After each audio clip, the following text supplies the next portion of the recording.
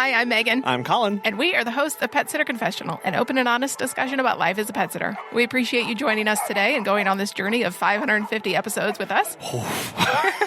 Thank you also to Pet Sitters Associates and our Patreon people for supporting today's show. A patron is someone who listens to the podcast and loves it and wants to give back, so we keep producing episodes. If that sounds like you and you have found value in the show, you can go to petsitterconfessional.com/support to see all of the ways that you can help out. Here in the United States, we've been dealing with a new filing requirement on beneficial ownership information. We talked all about this back on episode 522. The deadline was going to be December 31st, 2024. However, there has been some recent news on this. A federal judge in Texas has issued a nationwide preliminary injunction halting the enforcement of the Corporate Transparency Act, the CTA, which mandated that certain entities had to file the BOI. But the court found that the CTA is likely unconstitutional, so it is suspending the compliance deadline pending further legal proceedings. So if you did file, there's nothing that you need to do. But if you did not file yet, you do need to be keeping up with this in order to know whether this is going to be finally ruled unconstitutional or not. Yeah, so there are three things that we as businesses need to do. First one, we need to understand that reporting deadline has been suspended. So if you were required to do this, and basically if you had an LLC, you were required to do this. You're no longer obligated to meet that now. However, we do need to be awaiting further guidance on this. The FinCEN, that's the Financial Crimes Enforcement Network, has yet to issue guidance in response to this injunction as to whether people should go ahead and file or wait. So we need to stay informed about this. Go to the BOI website, make sure that you are getting you can actually sign up for email newsletters and alerts from them, which has been very helpful throughout this entire process. And then also, even though this injunction is in place, preparation is still recommended. So it is advisable to continue to prepare your information to ensure your readiness if the injunction is lifted or other requirements are reinstated. So if you have everything all gathered, keep that file nearby. Keep it on your desktop. Keep it close by. Don't just pitch it out. Keep that just in case you need to move forward with this. And again, if you have no idea what we're talking about, go back to episode 522 where we outline it all. And it really only takes 5-10 minutes. It wasn't that hard. It's just now you may not have to do it depending on what they rule. Yeah, that's all with the current BOI filing requirements. But for future considerations, we need to understand two things.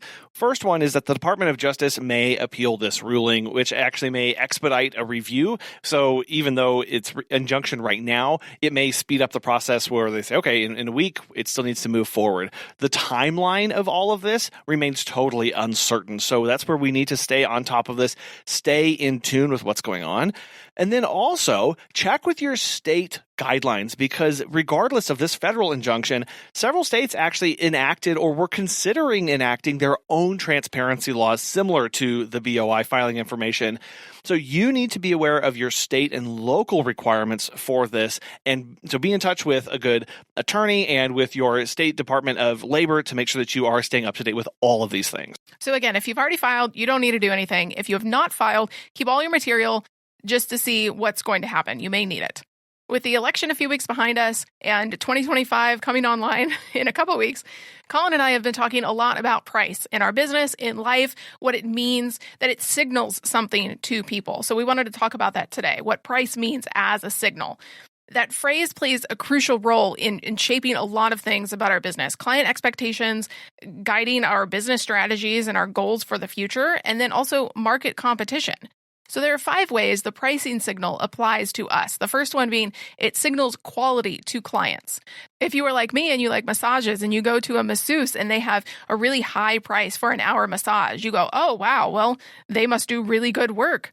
If you see someone only charges $25 for 60 minutes, you go, oh, I don't know if I want to go to them because they charge so little and it's a little bit of a turnoff. So when you see someone with high prices, there is this part of your brain that it signals a premium service. It signals professionalism. They may have additional certifications or trainings, like they're insured or they give personalized attention. For the pet sitting and dog walking industry, this may mean when you have fear-free certification and are insured, have a website, and are overall professional and top-notch in your pet care. But on the other hand, if you have low prices, it may indicate to clients that you are budget-friendly or you are a hobbyist. You don't do this as your full-time job, it's on the side. It could also raise concerns about reliability or quality. If you only charge $5 for a dog walk, people may jump at that, but there are a sector of people that may go, oh, well, that's really cheap. I don't know if the quality is going to be there. So for instance, you are a premium dog walking service charging higher rates. That signals to clients that their pets are going to receive top-notch care, potentially even including enrichment activities or detailed updates. Another thing that price signals is your demand and availability. When you have rising prices, it can indicate high demand. People want to use you a lot, especially during the holidays, as we're seeing, or limited availability, encouraging clients to book services earlier because you may not be available for last-minute services or when they need you same day. On the other hand, falling prices could signal to clients an effort to attract more customers during slow seasons or areas where competition is fierce.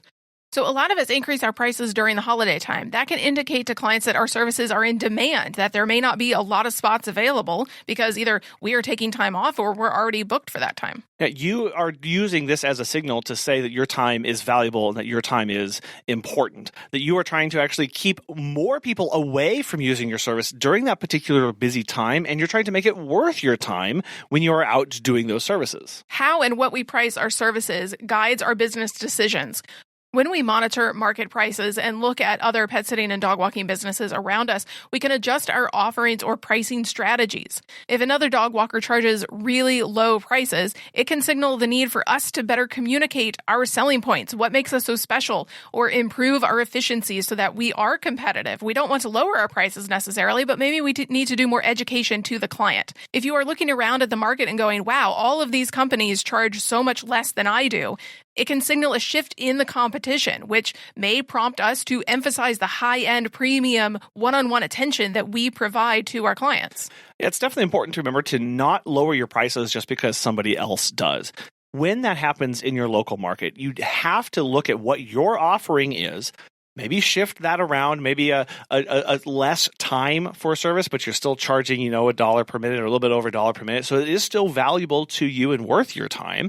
On the other hand, that's where we have to not shift our prices, but shift our marketing, shift our education, shift our communication to our potential clients and our existing clients to remind them of that value and exactly what they are getting. Because sometimes, especially when clients are price sensitive, it is hard for them to see an imperceptible value versus the value of their finances. And we have to help guide them through that and help them understand that the value they get at the end when they expend their finances for our services is way more above and beyond than what they actually spent. Well, especially for a service-based business, because with a product, you can go, oh, okay, I can use this product multiple times, or I can get a lot of joy out of this. But for a service that clients don't necessarily see or interact with, except they get the bill or they get the visit report at the end, we have to make sure that we are communicating exceptionally well the value for our service. Yeah, we don't ever want the clients to just think about us when they get the invoice or when they see their credit or debit card statement and go, yeah, I don't feel like that's what I'm getting out of this. We have to be in front of that. We have to stay ahead of that with reports and with everything, with all the touch points that we have with them through their entire client journey with us. Another thing that price signals is allocating resources. So prices help our business decide where to allocate the resources that we have. Maybe it's adding more staff during high demand times, seasonal workers during Christmas and New Year's, or expanding services in areas where there's higher willingness to pay. So if you know a sector of the homes in your city are all manufacturing people or all healthcare workers and you want to target those people, go to where they are. Expand your services in that area, or just have one service and target those people in a niche market. For example, if we notice that our adventure hikes, which is our most premium service, command significantly higher prices, we might allocate more resources to marketing and staffing those areas or buying more leashes and gear for those things. Yeah, follow the money. Where are your clients spending money in your business? What are they willing to pay for? What are they willing to upgrade for to get an experience for their dog or for themselves personally? That will signal to you where you need to reinvest, where you do need to allocate those resources of time, attention, and other resources so that you are keeping up to that. Because if it is working in one area, you can double down and try. That's where we know, okay, I can grow in adventure hikes because people are spending money on that. So I know I need to spend money so that I can keep up with that and keep that demand flowing. We've already talked about the perception of quality and how it relates to the pricing of a service. It also influences the perceptions of value to our clients and potential clients. It actually can signal what clients value most, whether it's the convenience, the customization, the safety, whatever that may be for you. And we can adjust the messaging or our offerings based on what higher or lower prices signal about the client's priorities. So we always put this into perspective of clients have a hierarchy of needs that they are trying to fulfill. And when we are matching our marketing efforts, our communication efforts with what we think justifies our price through client surveys, through good feedback, we can see why clients are actually paying that price of, well, I sent out my client survey and I thought they would have loved all the updates and reports that they get. But what everybody told me was the convenience and customization. So we can play back into that. So you may try offering something about like a mid-tier pricing to highlight the balance of affordability and professionalism that's going to attract clients that want quality without paying those extreme premium prices. Or you can lean into the very extreme high-end premium and make sure that all of your communication and education and marketing balances that out so that people know exactly what they're getting. Which is why it's important to have multiple channels that you're talking to people through, not just Facebook anymore. That did and does work for a time, but you need to not have your market on rented land. So build your email list so that you can talk to people. And if Facebook shuts down one day, you're going to be okay because you have your email list that you can still talk to your people and still sell to them. And always ask that question, why are you using me? Why are you here? What attracted you to our business through those good email newsletters, through those client surveys, through those touch points that you have so that you can stay on top of that. It doesn't matter about what the price point is, but if you're at $35 for a 30-minute walk, sure, that's amazing, and some people may be paying for it, but do you understand why? Do you know what keeps them there and what locks them into you and your business? We have to know that. We have to understand why people are there. And that's where the perception of value comes in, and really understanding our client avatar, understanding our potential clients and their purchasing, their buying habits, so that we can meet those with how we present them our offerings and our services. So we just talked about the 5 points of what price signals to our business. If you don't know what price to charge at all, you do need to do a budget for your personal life, for your business, to see how many visits a day you need to meet your. Yeah, it's not just about throwing out a number and hoping that it works. And it's also not just about doing a market analysis and going, the top 10 dog walkers near me are charging this, so I must need to charge this, or I'm not yet experienced enough, so I need to charge a couple dollars less. No, you need to do your finances in your life and figure it out from there. Because if everybody is charging $10 for a walk, but you actually need $18 for a walk, well, you're not going to be able to pay your bills with visits. Well, then it means, okay, maybe you start at 10, but you have to have an aggressive plan and marketing strategy to get to 18 as fast as possible so you can make this a thing, make this something that works for you. And it's the intentionality behind our pricing that we miss a lot. If we may just throw out a price and say, well, that sounds good, that sounds fun, that sounds something like I would pay. That's what we fall back on. What would I personally pay for a service?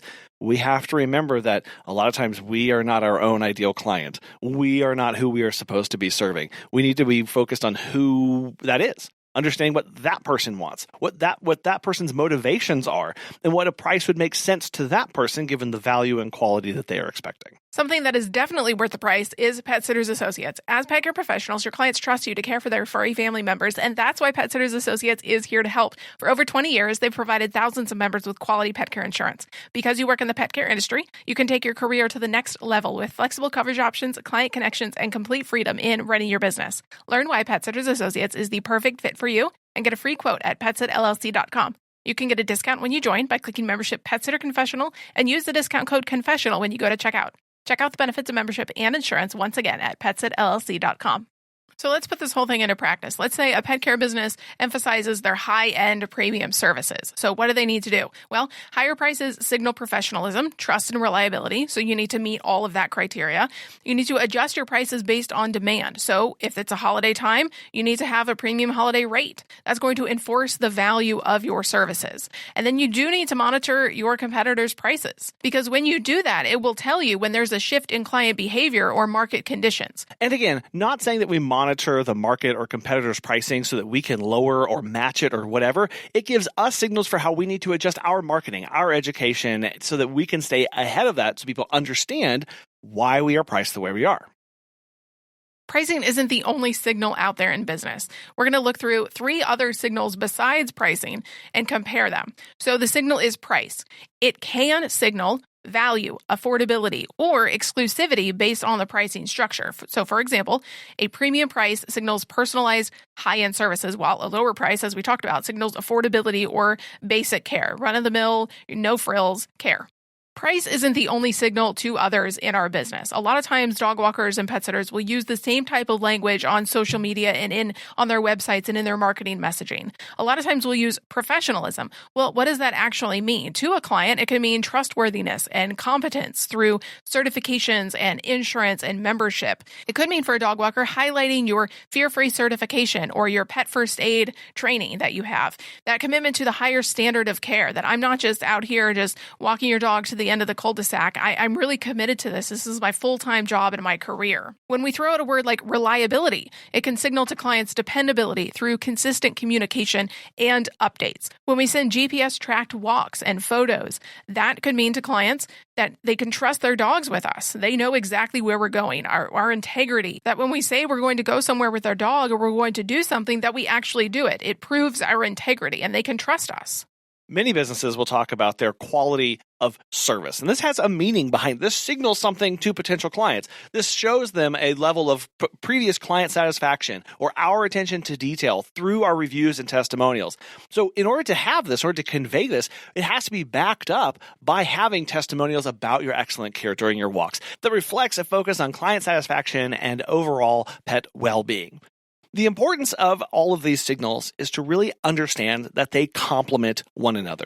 No signal exists in a vacuum. Just because you have a high-priced dog walking service, sure, it may imply exclusivity or exceptional care, but that perception of the potential client must, and this is really critical, it has to be backed up by other signals like your professionalism, your reliability, your quality. If you just have an empty promise, if you just have a blank canvas of it's $45 for my walk, but nothing to back it up, it will go nowhere. And clients will actually come to perceive you as just being not professional and not actually in line with what your pricing is demanding. When you have a high price paired with strong reviews and certifications and reliable updates that you showcase on social media, it reinforces the idea that the service is worth the cost. That yes, you may be more costly than anybody else in the area or in the top couple, but it is valuable and clients should choose you over anybody else. It is so important to remember that price is a signal, not price is the signal.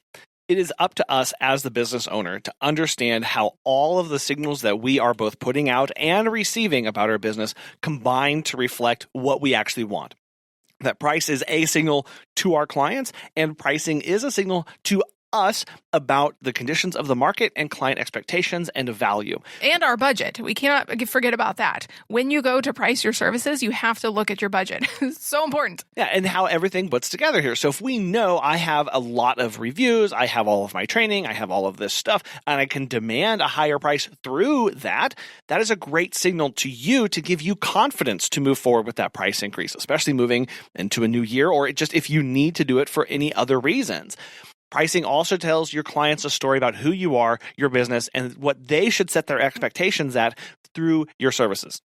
Being intentional about our pricing and understanding that it is connected to everything else in our business, that we need to have everything in alignment, allows us to make sure that we are actually running the business we want to, reaching the clients that we want to at price points that work for us. But there's a fine line because you also don't want to be defending your prices either. When you are talking to clients, you don't want to say, I charge $45 for a 30-minute dog walk, and I know it's a little expensive, but gas has gone up and groceries have gone up, and I'm kind of like apologizing for your high prices. You should not be doing that. Yeah, especially during a meet and greet. Again, our view of a meet and greet is this is the last final step to either get the seal of approval or to deny service to people. This is not a chance to, or an opportunity to sell the service at all. We believe that all of that prior communication about the value add, about the reliability, the professionalism, the quality of service, all of that has previously been communicated to the client through our marketing efforts, through our online presence, through the onboarding process into our company, so that by the time they reach that that meet and greet, that new client onboarding and consultation, they are sold on us and don't need that justification because they've seen what they get and what the possibilities are going to be for them in their life. We know the pricing topic can be a little sensitive sometimes, so if you have thoughts on that, you can email us at petsitterconfessional@gmail.com or look us up on Facebook and Instagram at petsitterconfessional. We appreciate you listening to this today and any of the other 550 episodes that you have listened to. If you enjoy them, please share with a friend. Thank you also to Pet Sitters Associates and our Patreon members for supporting today's show, and we will talk with you next time. Bye.